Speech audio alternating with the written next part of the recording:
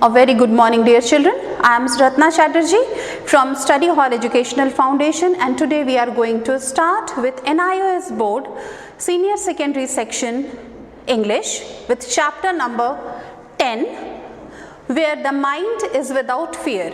Children, it's a poem written by Rabindranath Tagore, who was a great poet and an author and received Nobel Prize in the year 1913 for his exceptional contribution towards literature. Other than being a great poet and an author, he was a great Indian nationalist and a visionary. And children, this poem was written by him in the pre-independence era when we were under the British rule and Indians were thriving towards independence. In this era, being a visionary and a nationalist, he had his own idea about freedom, and there should be a place, a heaven-like place, where the people of India should awaken after independence. And his idea of heaven was quite different from that what we perceive. Okay? Therefore, he wanted India to awaken to a bright dawn of freedom where his countrymen's mind should be without fear. Means they should not be fearful for anything. They should be bold and they should take actions for whatever is good. Alright, rest. He said that the head should be head high. Okay, the head should be held high. Why? Because we should feel confident, we should feel good about ourselves, should be enough loaded with positiveness within ourselves. Also, he said that their knowledge should be free, that it should not be biased on the basis of social evils, gender, or any matter whatsoever. It should be free for everyone. Every child, every person should be educated and knowledgeable. All right.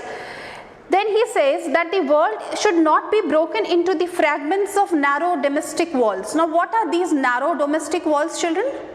These walls are the social walls on the basis of religion, caste, creed, color, gender, and geographical location.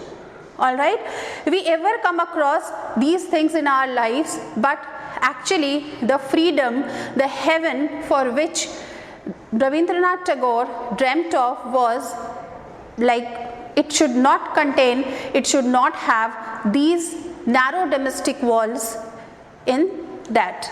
Now further, he says that the words come out from the depths of truth. That whatever we speak, whatever our ideas are, whatever our beliefs are, faiths are, they should be truthful. All right? They should be truthful to us and to others. First, we should imbibe them in ourselves and then let it go to others. Then, there should be tireless striving for perfection. Means we should not settle down for just okay things. We should always thrive, we should always, stretch our arms, we should always try to go beyond whatever is comfortable for us from our comfort zone to achieve perfection in whatever we do.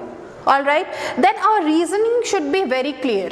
We should be very clear in our minds that whatever we are doing is full of clear reasoning, it has its own logic behind it.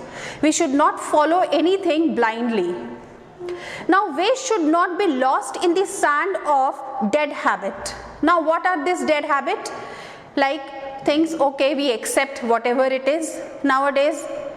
Things should not be like that. It is like that only, the orthodox practices, the superstitions are like that only, therefore we follow them.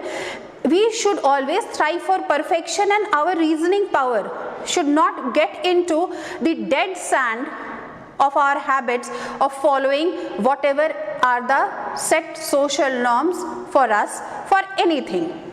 Then, mind should be ever forwarding, widening, and thoughtful action should be taken.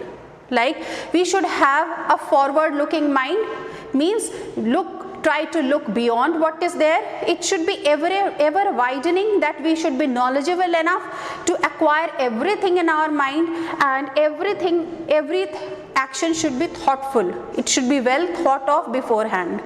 All right, this was the ultimate idea of a country where Rabindranath Tagore wanted his countrymen to awake when we achieve freedom. All right, children, with this we come to the end of the poem. I hope you have understood well. Go through the poem again, do your questions and prepare well for your board exams. Thank you.